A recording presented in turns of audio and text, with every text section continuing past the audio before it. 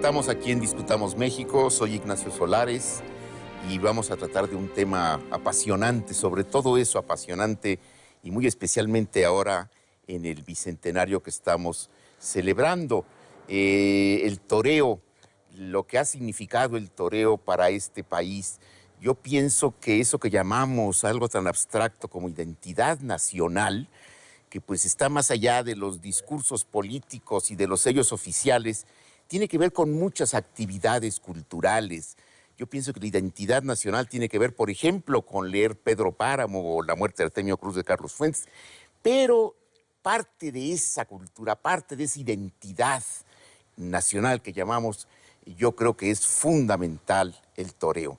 En todos sentidos, en nuestra vida cotidiana, por más que no seamos aficionados, estamos inmersos en esa fuente verdaderamente riquísima que ha sido el toreo a lo largo de este bicentenario.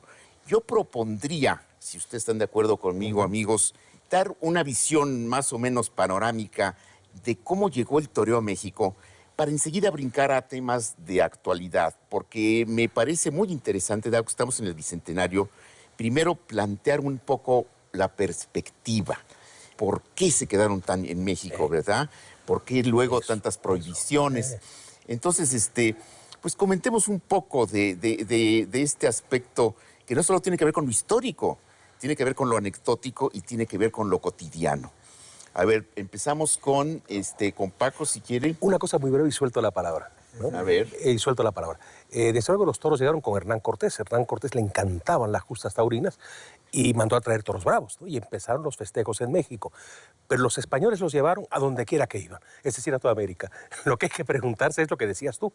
Bien, ¿por qué en unos lugares se quedaron, y muy específicamente en México, y en otros se fueron los toros? A la primera prohibición se acabaron los toros, o a la segunda, aquí persistieron, y vaya si hubo prohibiciones. Juárez fue enemigo de los toros, Carranza fue enemigo de los toros, fueron prohibidos en el DF varias veces, en Puebla. La gente se iba a los alrededores, donde no habían sido prohibidas las fiestas taurinas. No, bueno, ¿y por qué no se quedaron en Cuba? ¿Por qué no se quedaron en Argentina? En Uruguay, especialista en el tema del toro. Pues yo creo que mucho tuvo que ver el liderazgo, ¿no? Como en todas las cuestiones, el gusto de Hernán Cortés por esto, que trae los toros de las Antillas, trae los toros de España. Y aparte, veamos una cuestión importantísima, ¿eh? No era nada más traer toros que fueran bravos o de lidia, que tal vez en aquella época todavía no se distinguía exactamente, sino es que no había bovinos en México. O sea, el mérito de estos hombres es que traen los bovinos como alimentación, traen los bovinos como un suplemento indispensable para su subsistencia en México, y al mismo tiempo se preocupan por traer el toro bravo para hacer sus fiestas. Eso ahora el liderazgo de la gente, de Hernán Cortés y su gente más cercana, por el gusto por los toros. Que de unos cuantos años, 10 años después de que conquistaban Tenochtitlan, pues ya estaban dando fiestas con toros, ¿no? Corriendo toros, como lo registra la historia, ustedes que saben mucho más de eso. O sea, eso es importantísimo. Y las circunstancias que se dieron, como que el primo de Hernán Cortés en el año 1552, 53, trae los toros que forma Atenco, el tiempo, en el Valle de Toluca, en fin. Yo creo que se dieron circunstancias que permitieron que permaneciera la fiesta de los toros en México. Y obviamente lo que tú dices, el gran gusto del mexicano por los toros empieza desde el primer día que los conoce y se mantiene hasta el día de hoy. Sí, viene a ser el espectáculo popular más antiguo de México. Y hay que resaltar que era un toreo muy diferente al que vemos en la actualidad, ¿no? Alancear a los toros con garrochones, con varas largas de madera, y cómo el público mexicano, el pueblo mexicano rápidamente se identificó con el sentido lúdico, con el dramatismo, con la emoción incomparable del toreo. Y se ha mantenido durante tantos años en México a pesar de estos pesares, de estas prohibiciones, pero desde luego que está arraigado como una de las grandes tradiciones culturales que tiene este país, ¿no? Y fue asumido además por las diversas etnias que había en México, por casi todas. Y esto yo creo que es muy importante, porque no hay que olvidar que Hernán Cortés fundó las repúblicas de indios, especialmente Tlaxcala, pero a lo largo de la nación, donde regían los propios indios y los españoles no tenían ver en el entierro. Si todavía vamos a San Gabriel en Cholula, vemos todavía la banca donde los indios de tlaxcaltecas tomaban las decisiones, ¿verdad? Esto es fundamental. Es decir, como era algo que regían ellos y les gustó y asumieron la fiesta, ¿quién iba a poder con la fiesta en México? Claro. ¿Y quién va a poder? Fíjate que un amigo argentino me decía algo muy gracioso, porque yo le comentaba que qué había pasado con los toros en Argentina, donde llegaron a haber corridas. Y me decía, mira, yo creo que hay algo muy especial. Ustedes, los mexicanos, descienden, por decir algo, de los aztecas y los españoles. Los peruanos descienden de los incas y los españoles.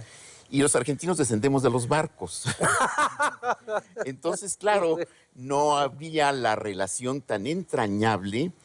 Yo creo que pues parte de la conquista fue esta riqueza que precisamente se quedó aquí. Yo creo que si lo vemos, las raíces españolas son muy fuertes en algunos países de América Latina. Entonces yo también creo que eso es indudable. No podía haber toros en Estados Unidos. Claro. Pero llama la atención, Nacho, cómo a pesar de que el toreo tiene raíces españolas, como todos sabemos, sobre todo el toreo como se concibe, la lidia, la usanza española moderna, ha logrado en México brindársele un tatuaje propio, una forma muy propia, muy mexicana de interpretar el toreo. Desde luego que los cánones, las reglas, el oficio de lidiar reses bravas provienen de España, pero aquí se ha logrado que, sobre todo con protagonistas muy particulares, muy señalados, elegidos, han podido darle un nuevo giro a la forma de hacer el toreo, con una mayor variedad, con un mayor sentimiento, con una mayor hondura.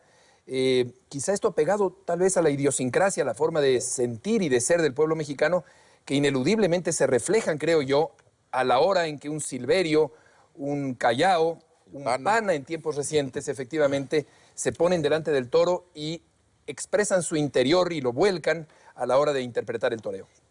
Perdón, pero Calecero una vez me dijo algo. El propio Manolo Martínez. Claro, pero fíjate que Calecero una vez me dijo algo que no se me olvidará jamás. Le hablaba yo sobre la Verónica, ¿no? Para que él hablara de la Verónica. Y dijo, mire Paco, la Verónica uno pone las manos así, como pidiendo clemencia. Esto es algo que difícilmente digo un español. Pedir clemencia, ¿no? La crueldad es cosa bastante española también, ¿eh? Ponerse así, ¿no? Pidiendo clemencia. Y de pronto con esa modestia con la que hacía el paseillo, con esa misma llamaba al toro, y era prodigio lo que salía de aquel, pidiendo clemencia. Manolete no pediría clemencia, era un conquistador. Sí. Yo creo que ahí está un poco también la sangre india y el mestizaje y todo esto. Yo creo que tiene mucho que ver con esa idiosincrasia y por eso le damos este sello tan propio. Y por eso me gustaría preguntarle, Eduardo, que nos hable un poco también del toro, que es un toro muy especial, el toro mexicano. Hay que mencionarlo. Es que los mismos toros españoles, y estoy pensando desde Montes, pasando por Chicuelo, Paco Camino, el Niño de la Capea, ahora Enrique Ponce, han preferido al toro mexicano que al toro español. Esto es muy importante. Ponce me decía hace poco, yo nunca he toreado mejor en mi vida que un toro mexicano. ¿Qué ha pasado con el toro, Eduardo? Mira, yo creo que lo que están diciendo ustedes es la total realidad, ¿no? Al momento de llegar el toreo a México, encauzado por un líder, comentábamos que puede ser el conquistador Hernán Cortés y sus gentes, toma raíz en México en virtud de la actitud diferente del toro también, que se identifica con lo que somos nosotros. El estar comparando el toro español y el toro mexicano se me hace obviamente un absurdo, hasta por alimentación, altura, porque el medio ambiente influye obviamente al animal.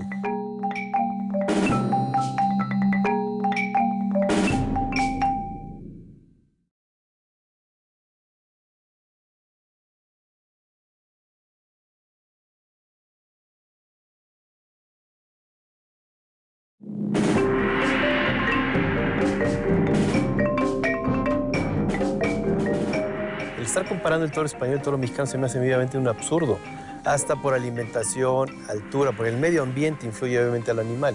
Entonces, ese animal bravo que viene de España, que viene en 3 ocasiones principalmente, que es en la conquista, a principios del siglo XX, en la importación masiva que hubo a principios del siglo XX, y que acaba de volver ahora, en la última parte de los años 90 del siglo pasado. Ese animal que se adapta a México se hace con una calidad para provocar un sentimiento en el toreo que no se da en España. Por eso tenemos un sentimiento diferente, porque se da un toro diferente. Yo creo, viéndome desde mi punto de vista muy torista, de que el toreo en México, las grandes épocas de los toreros mexicanos se dan a raíz de grandes cambios de las ganaderías mexicanas. Obviamente empieza la gran época del toreo cuando hay una selección más seria y más profunda en la ganadería mexicana, que es precisamente cuando viene Gaona a manifestarse ya Gaona como un torero de a pie, con todas las cualidades, con la capacidad de competir con cualquier torero español. Y viene el principio de la ganadería mexicana ahí. Viene la segunda parte de la ganadería mexicana cuando es Armilla, Garza, etcétera, y todos los que lo siguen, el Silverio, en fin, todos los que has mencionado tú. ¿Cuándo? Cuando se consolida San Mateo, con la importación de principios del siglo pasado, cuando se consolida Piedras Negras, con la importación del siglo pasado también, y todas las ganaderías que salieron inmediatamente alrededor de ellos.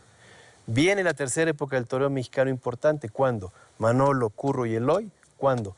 Cuando San Mateo hace eso, las 4 ganaderías que hoy son las madres de las ganaderías mexicanas, que son que Mimeahuapan, Reyes Huerta, San Martín, Los Martínez.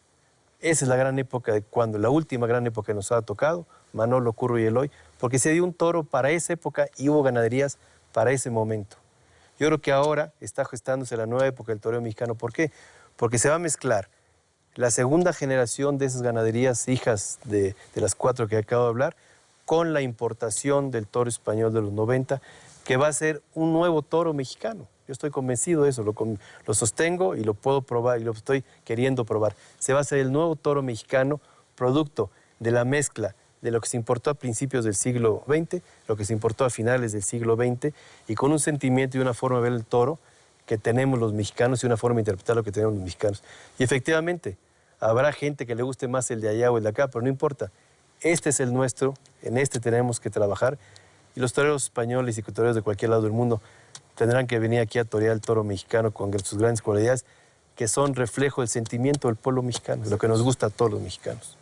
Muy bien, bueno, pues dando un brinco vertiginoso, ahorita que Eduardo nos decía, estamos trabajando en ello, en el nuevo toro, estamos creando quizá posiblemente un renacimiento, porque además, claro, pues la fiesta de los toros depende del toro, quizá un nuevo renacimiento de la fiesta, pero les decía yo, haciendo un brinco verdaderamente vertiginoso, la pregunta que seguramente mucha gente se hace cuando te escucha, estamos trabajando en el nuevo toro, es, ¿va a subsistir la fiesta? Porque es una pregunta que se desprende en lo que estamos trabajando. No podemos evitar ver hacia adelante la perspectiva y tener en cuenta lo que está sucediendo en algunas regiones de España, Cataluña muy concretamente, respecto a esta supuesta prohibición. A mí me parece que allí hay rasgos más a veces políticos que taurinos, muy especialmente en España. Paco hablaba antes ya de las prohibiciones que ha habido en México con Benito Juárez, con Venustiano Carranza.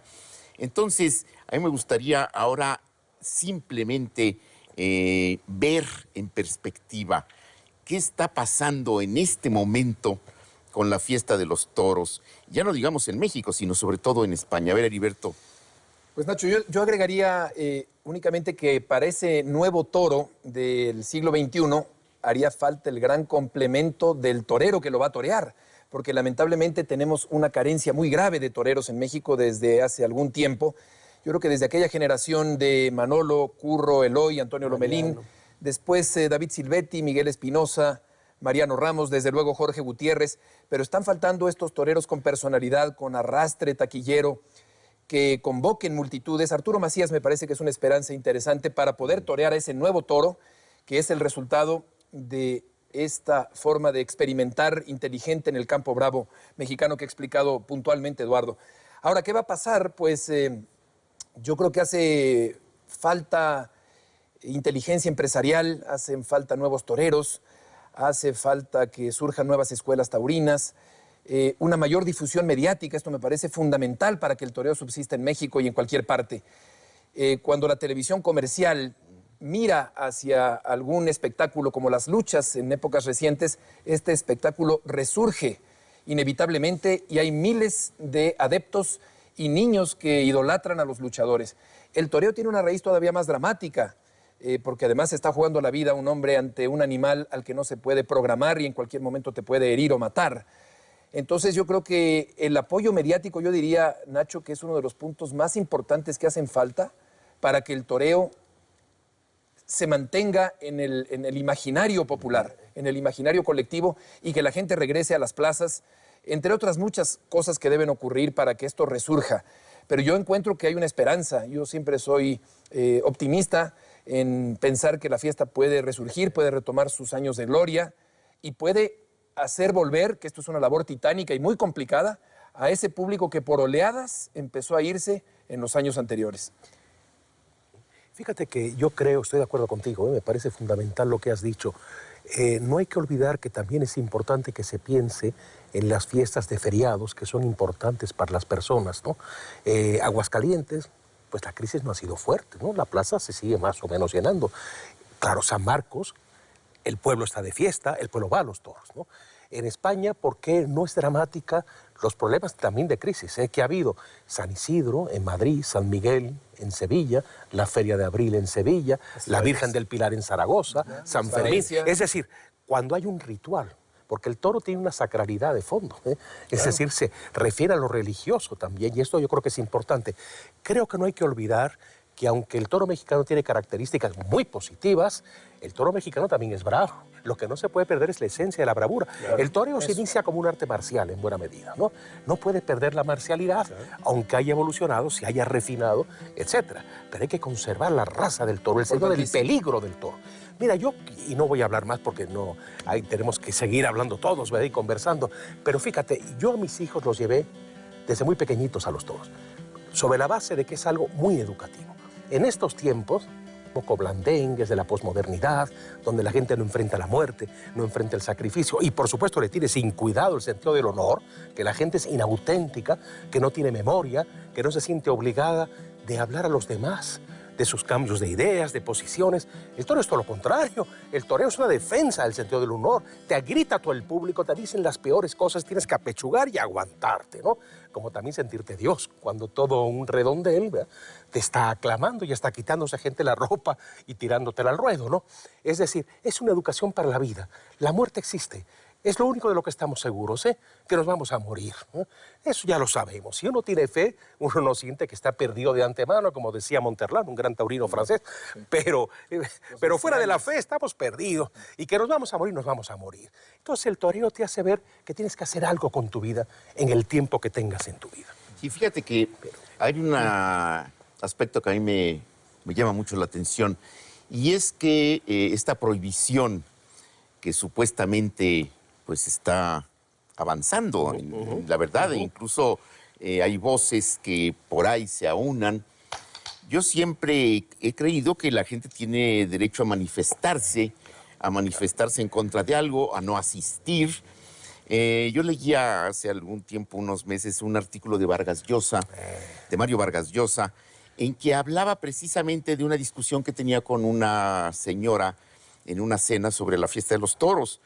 Y Vargas Llosa le dice, pues mire señora, esa langosta que se está usted comiendo sufre quizá más porque para que llegue a su plato tan deliciosa como está, pues tuvieron que ponerla a hervir.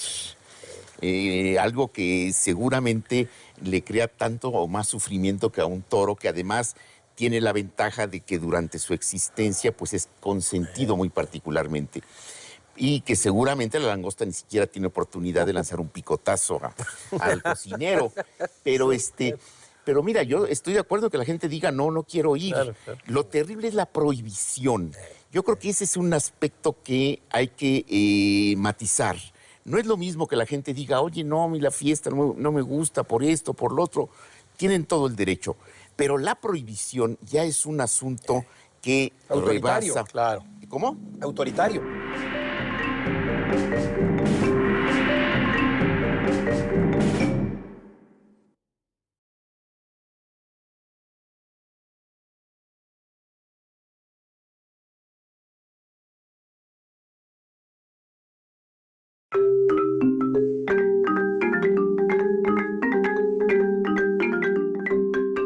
No es lo mismo que la gente diga, oye, no, a mí la fiesta no me gusta por esto, por lo otro. Tienen todo el derecho.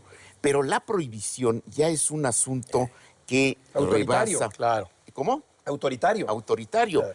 Y entonces, en ese sentido, pues hay un aspecto que me parece fundamental para entender lo que ha sido la fiesta. lo que es la fiesta de los toros. Y es que ahí es donde entra nuestro querido Eduardo Ganadero. Si no fuera por la fiesta de los toros, el toro bravo no existiría. Claro. Es un animal hecho para atacar. Entonces, la prueba está que donde no hay fiesta taurina, no hay toros. Entonces, si tanto nos preocupara la existencia del toro, pues desgraciadamente, y ahí sí creo lo que dice Paco, pues que estamos hechos de esa lucha de la vida y la muerte no tiene remedio, y que esta es una realidad. El toro bravo no existiría si no fuera por la fiesta. Efectivamente. Lo que dicen todos ustedes, especialmente lo que dice Paco, yo que es fundamental para el problema que planteas al inicio de esta parte del programa, que es cómo vamos a sostener la fiesta de los toros con ataques que hay y que ha habido, como ahorita especialmente el de Cataluña. Yo creo que con autenticidad, que salga el toro bravo, tenemos que preocuparnos en México mucho porque el toro sea más bravo, que el toro cause más sensación de peligro, que la gente sienta lo que acaba de decir Paco, que esté dispuesta a aventarle las prendas a una persona porque es un ídolo, porque hace algo que ella en el tendido no está dispuesta a hacer, que es enfrentarse a un animal bravo que la puede matar. Y al mismo tiempo vencerlo y vencerlo con las características artísticas que debe tener todo torero. Esa es la esencia y no debemos de perderlo nadie de los que estemos en esto, y el público debe ir a la plaza a exigir eso, que haya bravura y autenticidad en la fiesta, porque si no, esto se va a acabar. Por ejemplo, el gesto de José Tomás, un poco viendo lo que han hecho. El gesto de José Tomás, un torero importantísimo en la historia del toreo. Reaparecer en Barcelona no es una casualidad, es un mensaje claro. Su encerrón en Barcelona, ¿por qué? No es una casualidad, es un mensaje diciendo, para que eso subsista aquí, contra un sentido político más que real, hispano y de sentimiento popular, sino más bien político, debe de haber la auténtica fiesta de los toros y yo estoy dispuesto a protagonizarla. Es lo que necesitamos en México. Toreros, ganaderos, periodistas, público, que exige el público que el protagonismo sea real, que haya una fiesta de peligro, que haya una fiesta en que verdaderamente la gente que la haga sea una gente singular, no cualquiera la haríamos. Pues fíjate, Y obviamente el toro desaparecería si no hubiera fiesta de toros. Obviamente. No tiene razón. Bueno, no tiene razón, y en este sentido, hay un aspecto que también me gustaría que tocáramos y que tiene mucho que ver con lo que hemos dicho y con la tradición y con lo que yo llamaba identidad nacional. Y es el toreo y el arte. ¿Por qué? Porque fíjense que me parece muy sintomático el que uno ve la fiesta y piensa, por ejemplo, que es un espectáculo cruel, que lo es, no hay quien lo niegue, como es cruel comerse una langosta. Y tampoco imagínense que de repente digamos, bueno, vamos a prohibir los toros, pues entonces también prohibamos la cacería, prohibamos la pesca. Digo, llega un momento en que... Las carreras de caballos, el salto. Carreras de caballos, bueno, los circos. todo. Bueno, entonces yo creo que uno de los aspectos que más llaman la atención en la fiesta y absolutamente innegables es su relación con lo artístico. En ese artículo que les mencionaba yo de Vargas Llosa, dice Vargas Llosa algo que me llama la atención, dice, para el aficionado, para el hombre sensible, pues quizá una corrida de toros, una buena corrida de toros está a la altura de una sinfonía de Beethoven o de un cuadro de Goya o de, obviamente, los que han escrito sobre toros. Me llaman la atención, por ejemplo, estoy mencionando a Vargas Llosa, también escribió de toros Cortázar, García Márquez, fíjense de quién estamos hablando. Nos vamos un poquito también para atrás, está Hemingway, está, tú mencionabas a Monterland, francés. Rubén Darío. Rubén Darío, Martín Luis Guzmán hizo crónicas, Javier Villorrutia, Sabater se ha declarado, Pérez Reverte andaba siguiendo a Curro Romero por todas las plazas. Bueno, pero si nos vamos todavía un poco más atrás, encontramos a Valle Inclán, ¿verdad? Encontramos, bueno, a García Lorca. Ortega, claro. A Ortega y Gasset, encontramos a Alberti, en fin, y ya no se diga a Picasso, por ejemplo, ya no se diga a Falla. Es verdaderamente muy, muy particular un espectáculo como este que ha tenido esos voceros, ha tenido esas manifestaciones artísticas y ahora sí que por algo será, ¿no? ¿Ustedes cómo ven esa relación, Heriberto? Es una relación natural porque el toreo es un arte, porque cuando los antitaurinos nos tildan de psicópatas porque creen que disfrutamos al ver sufrir al animal. No hay cosa más apartada de la verdad, porque nosotros lo que vamos a la plaza es a ver cómo el toreo crea arte ante el peligro que representa el toro, que en cualquier momento, decía yo antes, puede herirlo o hasta matarlo. Entonces, siendo un arte donde hay estética, donde hay plasticidad y un añadido sentimiento, pues es casi lógico que grandes escritores o grandes pintores, escultores, cineastas, músicos se hayan visto atrapados por la magia que siempre hay en el mundo de los toros, de tal manera que me parece absolutamente lógico que hombres sensibles, para no encasillarlos en sus oficios respectivos, se sientan con esta atracción y esta emoción al disfrutar una corrida de toros. Fíjate que pienso, ahora que mencionaste el cine, Francesco Rossi, este gran director de cine italiano, caracterizado por su defensa de una coherencia, ¿verdad?, de su pensamiento de izquierda, de hombre comprometido, hizo una gran película sobre toros, esta italiana, una gran película sobre toros, y luego lo retoma cuando filma la ópera Carmen, con Plácido Domingo, por cierto, que es una excelente versión de Carmen. Bueno, ahí está, Velo. Velo era un gallego, ¿sabes que Galicia es la parte de España donde nunca han echado muchas raíces los toros? Y sin embargo, el gallego Velo hace esa película que se llama Torero, que es magnífica. En 1952, con Luis Procuna. Y se aficionó viendo toros, o sea, viendo toros, fue tocado pues por esto, fue seducido, digamos, por el arte de lidiar reses bravas. Sí, por supuesto. Un hombre que no era taurino, que sí, ¿y para qué? Bueno, hay que vivir, ¿no? Pues hago la película. Pero viendo toros, conociendo a Procuna, conversando con Procuna, se dio cuenta que hay una dimensión del toreo que es una dimensión trascendental. Por supuesto. Unamuno tiene un texto bellísimo en que hace un elogio del toro de Salamanca.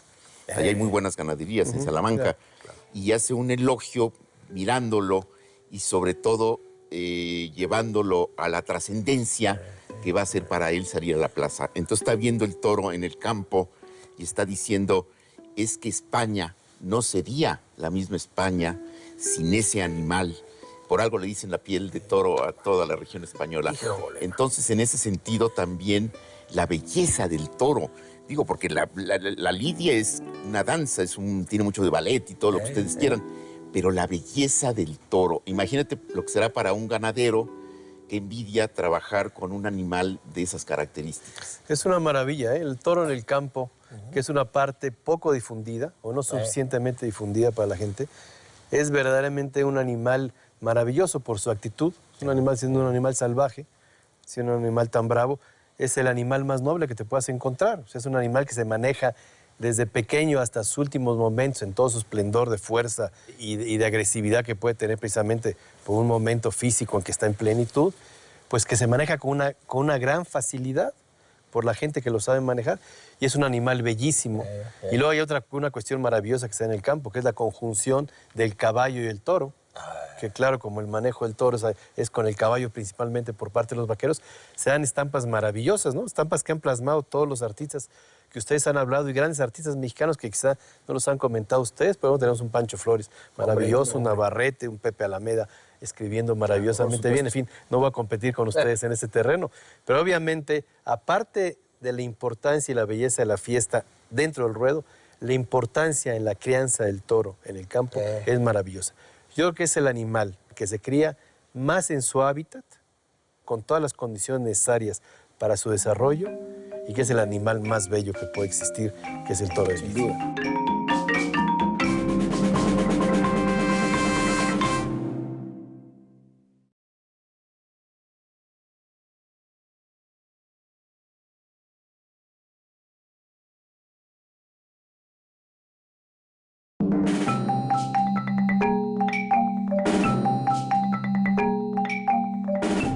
Aparte de la importancia y la belleza de la fiesta dentro del ruedo, la importancia en la crianza del toro en el campo es maravillosa.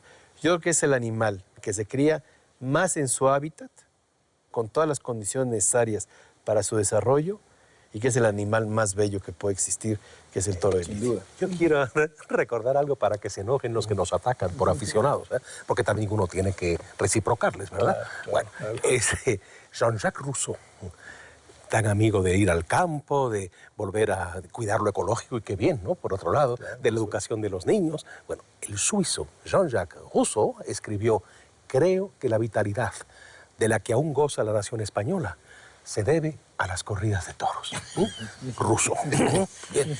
Bueno, y yo creo que hay un tema también que no podemos eludir, puesto que tiene que ver con nuestras raíces, con nuestras circunstancias, y que habla mucho, no solamente de los toros, porque en este caso casi es el pretexto para ver la relación en su mayor amplitud con España. Mira, yo creo que si algo ha simbolizado nuestra relación de la fiesta taurina con lo español y con los españoles, yo creo que por un lado efectivamente nos trajeron la fiesta, la enriquecieron. Aquí se han dado toreros españoles, ya mencionábamos a Camino, a Ponce, a Chicuelo. Aquí vivió Cagancho toda su vida.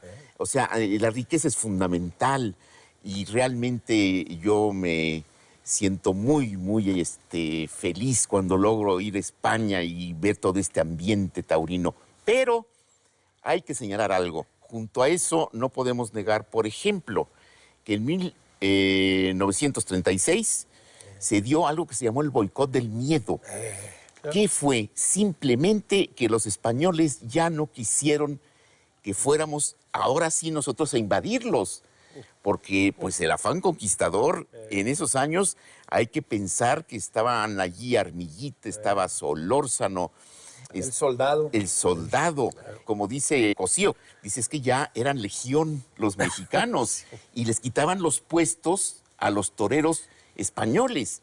Bueno, esto después de ese rompimiento hubo otros, regresaron, también les mandamos muy buenos toreros, basta pensar en Carlos Arruza, ¿no? Carlos Arruza, que además le toca aquel toro muy disminuido por la guerra civil. Y esto ha sido un tema fundamental, al grado de que estamos viviendo en la actualidad uno de los peores momentos de nuestra relación con España. Por aquí les damos un gran lugar a los españoles y en cambio allá nos tratan verdaderamente con las obras. ¿Tú cómo ves la relación en ese sentido de México y España en relación a lo taurino? Yo creo, Nacho, que azoraba al público español la imaginación, la variedad, el sentido del toreo que tenían aquellos mexicanos que fueron allá prácticamente a apoderarse de la fiesta, a competir con los españoles y a superarlos a tal grado que se produce ese famoso boicot. Pero de ahí para esta fecha creo que ha seguido habiendo una falta de reciprocidad crónica entre las fiestas española y mexicana. En este bicentenario caemos en la cuenta de que persiste una acogida hospitalaria y más que eso, con todos los beneficios y las comodidades para los grandes toreros españoles o franceses, que sin duda hay que reconocer que son grandes figuras, que tienen una gran técnica, sí, pero vienen a México en condiciones de no hacer el esfuerzo que hacen a lo largo de su temporada europea. Vamos a decir que vienen a la fácil, entre comillas, porque nunca es fácil lidiar a un toro de lidia, y los mexicanos, los pocos que van, se encuentran con que van a la difícil, completamente a contracorriente, con un toro mucho más grande, con un toro con características muy diferentes que no se pueden comparar, como bien dice Eduardo. Pero en este momento es muy marcado cómo los toreros españoles vienen pidiendo las ganaderías comerciales, que digo yo, que son precisamente las que hacen lo contrario a lo que hace Eduardo y a algunos cuantos ganaderos con dignidad, que es rebajarle considerablemente la casta al toro hasta llevarlo prácticamente a la frontera con la mansedumbre. Y entonces este toro facilón, pastueño, noble, obediente, casi domesticado, pues lo torean a placer, pero no hay la emoción auténtica que proyecta únicamente el toro bravo. Y en cambio los mexicanos van, quizá no tengan las suficientes herramientas, no las herramientas, los argumentos, o los blasones, o la trayectoria, o la importancia mundial como para ir a pedir excelentes condiciones a Europa. Pero yo creo que sí, por lo menos las mínimas que le puedan garantizar cierta posibilidad de triunfo. Porque lo que ocurrió con Macías en el mes de abril pasado, pues eso no es una oportunidad en Sevilla con la corrida de pala, porque esa corrida no da ninguna posibilidad de triunfo.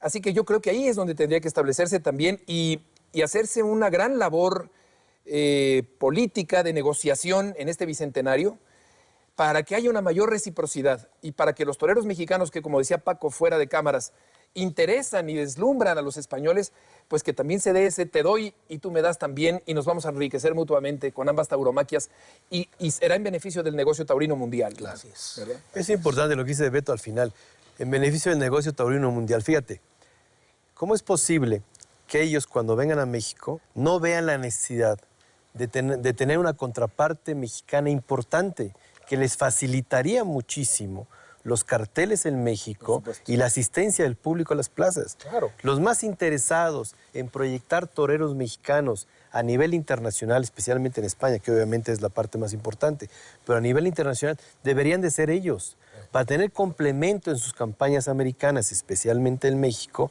en que les facilitara el llamado del público a la plaza. O sea, los primeros que deberían de cobijar la presencia de un torero tan importante como es Arturo Macías en España, deberían de ser ellos, confirmándole la alternativa en Madrid, un torero importante que no se dio la confirmación de alternativa por un torero importante español, cobijándolo en la Feria de Sevilla que no se dio, cobijándolo en su campaña española que no se dio.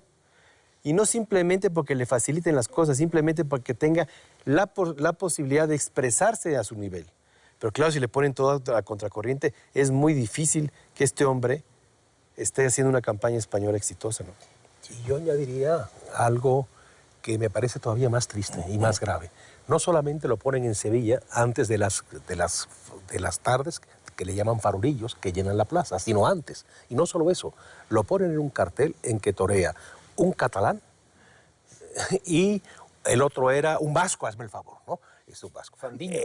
Cuando los sevillanos son difíciles, aún para un castellano, que no lo tienen tan lejos, los manchegos ahí están, y ahorita hay muy buenos todos los manchegos, por cierto, los tienen ahí al lado, ¿no? Hay que ser casi andaluz para que se te entreguen. Si toreas bien, ya se olvidaron de todo. Pero son duros con los que vienen pasando de Espeñaperros. Tú imagínate con el que viene de por acá, ¿verdad? Lo pones sin un andaluz en el cartel, no se vale. Y con una corrida portuguesa. Ya además con una corrida. Fíjate que yo, como a veces una anécdota dice más que 1000 palabras, yo quisiera simbolizar esto en una anécdota verdaderamente, pues ya ha pasado a la mitología taurina. En el 36, precisamente, quien tenía más corridas contratadas era Armillita. Y verdad, eso ya era para ellos too much, porque una cosa es que llegaran los mexicanos y otra cosa es que ocupar el primer lugar, el primer sitio. Cuando viene la prohibición, porque además es una tontería, se les pide una credencial de trabajo, cosas que sabían ellos que no iban a poder hacer los toreros mexicanos. Entonces viene la prohibición y hay un cartel en Madrid en que torea la Serna. No recuerdo los otros toreros, pero sí sé muy bien la anécdota esta. Y en el tendido está Armillita. Entonces el público que está siempre al margen de todas estas cosas de politiquerías y de prohibiciones y todo esto, le aplaude a Armillita más que a los que están toreando. Y entonces la Serna se pone de espaldas y grita esto: ¡Viva España! España para los españoles. ¿Qué quiere decir? Que en ese momento México ya había conquistado y estaban muy preocupados porque eso no lo podían permitir, y la realidad es que hasta el momento actual no lo pueden permitir. Y la Serna se inmoló, acuérdate. Se inmoló. Por eso se puso de espaldas y el toro lo agarró y le dio una cornada.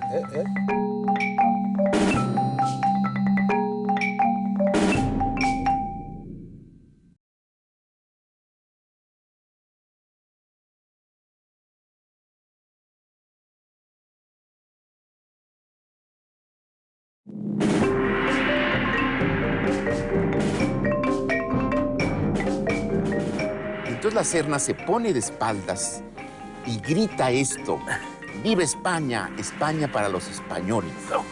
Y la Serna se inmoló, acuérdate. Se inmoló. Por eso se puso de espaldas y el toro lo agarró y le dio una cornada. Prefirió la cornada ante el orgullo español de demostrar que España para los españoles era taurinamente hablando, todo un símbolo. Sí, sí. Pero bueno, el tiempo es, como siempre sucede, muy cruel, como ustedes bien saben, que han sido conductores de televisión. Quizá podamos hacer un pequeño resumen, quizá podamos platicar un poco de lo que hemos hablado y quizá podamos hacer algún recuento. ¿Tú cómo lo verías, Heriberto? Pues yo creo que ha sido una historia riquísima, formidable de la fiesta de toros en México. Todavía espero que vengan muchas décadas o siglos por delante de tradición taurina. Yo creo que es un espectáculo que no debe morir. Espero que no se llegue a esta situación como la de Cataluña, donde en algún momento alguien proponga, que los que lo han hecho no han formulado propuestas inteligentes y no han pasado de ser unos chuflas, pero puede haber gente inteligente que quizá convoque más gente y esto empiece a quizá tambalearse si no fortalecemos nosotros nuestro espectáculo. Creo que en gran medida está en quienes formamos parte de esta llamada familia taurina, que podamos brindar los elementos suficientes como para fortalecerla, no dejarla morir, darla a conocer, como dice Morante de la Puebla, antes que defenderla, darla a conocer. Y yo estoy muy esperanzado y con muchas ganas de vivir mucho tiempo más para poder seguir yendo a una plaza de toros, que es lo que más me gusta en la vida. Pero fíjate que yo retomo un punto que tú mencionaste y que me parece básico, que es los medios, ¿no? O sea, que los medios atiendan nuevamente. Es fundamental, Nacho. Hay que recordar que en los años 50, en la televisión, había prácticamente nomás 3 canales, ¿no? Esto es importante recordarlo. 3 canales, el 2, el 4 y el 5. Y había toros en la Plaza México y en el toreo. Se llenaban las 2 plazas. Así es. No había toros españoles. Estaba roto el convenio. Y se transmitían todas las corridas por televisión los domingos. Yo recuerdo a las familias, amigos, mi propia familia, reuniéndonos en función de la televisión los domingos. Entonces, lo que dices, ese punto, tú fuiste el que lo tocó y me parece básico. Es fundamental, Nacho, porque sí creo que a estas alturas de la vida taurina y de la importancia de los medios de comunicación, creo que es fundamental que la televisión comercial principalmente, que es la que llega a más hogares, atienda al espectáculo taurino. Le va a convenir, yo creo que le va a traer dividendos comerciales y por otra parte va a permitir que se difunda a un mayor público en cuanto a número, el espectáculo que tanto nos apasiona a los que estamos aquí en esta sala. A ver, Eduardo. Pues mira, yo creo que siguiendo el tenor de lo que he comentado, la mejor época del toro mexicano está por venir. Que después de tener excelentes ganaderos, excelentes ganaderías, el refresco de finales del siglo pasado, mezclado con lo que ya es, para mí la mejor época del toro mexicano está por venir. Va a haber un toro más bravo, va a haber un toro que transmita más al público y yo estoy seguro que los comunicadores como ustedes y que los medios encontrarán la forma para esto, difundirlo como debe ser. Es una pena que no se difunda. Yo estoy seguro que los empresarios reaccionarán a tener una mejor administración respecto de lo que es el manejo de las corridas de toros. Estoy seguro que la gente seguirá yendo a la plaza ante esta convocatoria y que encontraremos el equilibrio en todo esto y que no va a haber nada que pare la fiesta de los toros, que es nuestra raíz, es algo de lo que nos da identidad en este país y es una de las pocas cosas que provocan una pasión diferente en este país a otros países. Que yo quiero recordar 2 cositas. Una tiene que ver con una anécdota en tiempos de don Porfirio, que el jefe de la policía, ahorita no me acuerdo su nombre, dijo, qué maravilla las corridas de toros. No hay crímenes mientras está toreando. Tenía 5 y 6 plazas la Ciudad de México. Y dice, con solo 5 policías tengo controlados a 10,000 pelados, dijo textualmente. Es interesante, ¿no? Y otra cosa tiene que ver con Ciudad Juárez. Cuando teníamos en Imevisión el programa de televisión, que duró del 85 al 94, y al final entra la nueva administración de Televisión Azteca, se ve que no tenía mucho interés en los toros, se acabó el programa. Pero los aficionados de Juárez a mí me conmovieron. Porque lo mismo pasaba en el programa, como ya lo querían quitar, lo mismo el viernes, que el sábado, que en la mañana, que en la tarde, que el domingo. Entonces se turnaban y hablaban a mi casa por teléfono. Oiga, ¿cuándo es? queremos saber en El Paso y en Juárez, queremos saber. Y entonces yo les decía, parece que va a ser el viernes a las 5, ¿verdad? Y ahí estaban todos. Entonces me invitaron a darles una plática, es que la plática más curiosa que he dado en toda mi vida, porque me invitan a un cabaret, a dar, jamás en mi vida había dado una conferencia en un cabaret. Y había un tablao y unas bailarinas flamencas, ¿verdad? Chihuahuenses y andaluzas, por cierto. Y me dicen, cuando terminen las bailarinas, ¿no?, usted da la conferencia. Digo, no, pues cuando terminen las bailarinas, ¿quién quiere oírme hablar aquí en el escenario de toros? O sea, déjeme echarme el rollo primero y luego ya vamos todos al flamenco, ¿verdad? Pero bueno, y hubo que variar el asunto, pero me conmovió esa afición, porque se llenó el cabaret además, ¿eh? No por mí, por los toros, era por los toros, por el amor a los toros. Y ahí me contaban, bueno, es tu ciudad, ¿no? Cómo llegó a haber dos plazas, las dos se llenaban, ¿no? Que era algo conmovedor en Ciudad Juárez, no es una ciudad inmensa, ¿verdad? 2 plazas llenas y compitiendo los domingos, impresionante. Pues mira, ya que lo dices, me obligas a recordar, yo la primera corrida de la que tengo memoria es la despedida de Carlos Arruza en Ciudad Juárez en 1953. Toreó un mano a mano con Juanito Silvetti y eran toros de la punta. Y como mi abuelo era de Santander, mi papá conocía a Arruza, entonces me llevó al Hotel Copec, en la calle 16 de septiembre, allá en Ciudad Juárez, a ver vestirse a Arruza de torero. Y Arruza me regaló una copia de una pintura muy famosa que le hizo Picasso. No sé si ustedes la recuerden, es un torero que está poniendo unas banderillas y tiene alas de ángel. Yo recuerdo que en algún momento Andrés Gago, que era el apoderado de Arruza, no sé si recuerdan, dijo, mirando el dibujo, bueno, dice, pero es que los toreros son ángeles. Aparte de ser, como diría Saramago, que es otro defensor de la fiesta, son los últimos héroes que nos quedan en nuestra cultura mundial. Los últimos grandes héroes. Entonces, yo recuerdo que las corridas en Ciudad Juárez se daban precisamente en esas 2 plazas y había un gran flujo de norteamericanos que se venían caminando, porque además la plaza quedaba muy cerca, la Alberto Valderas quedaba muy cerca del puente.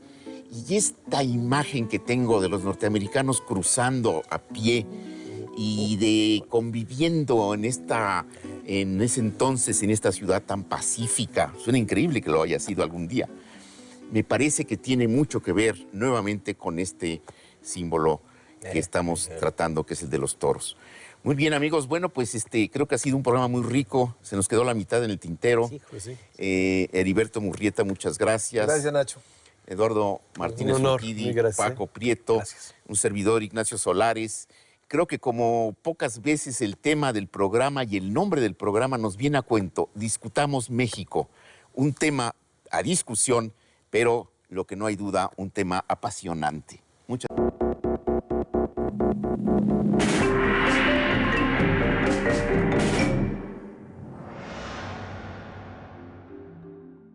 Imagínate que se junta, digamos, como la visión de los mexicanos nacidos en Estados Unidos con Tepito, con Resortes, ¿no? Esa es como que la fusión y ahí nace el rock and roll de alguna manera, ¿no? Esto sepulta uno de los mitos que se han perpetuado y es que el primer rock and roll mexicano era absolutamente derivativo, eran solamente fusiles, como se llamaba en la época. Hace falta que haya gente que haga canciones, que no intenten reproducir una sensación de que aquí no pasa nada. O sea, no es solo una cuestión de música, es una cuestión de una actitud en total, de una actitud ante la vida. Arriba, mi Veracruz, te traigo esta canción, ahí donde el corazón. Desde México va a partir el rock cantado en español hacia el resto de los países de habla hispana. Cantando se vuelve un son, etcétera, etcétera. Entonces yo busqué eso siempre, que no hubiera la copia y la imitación en México.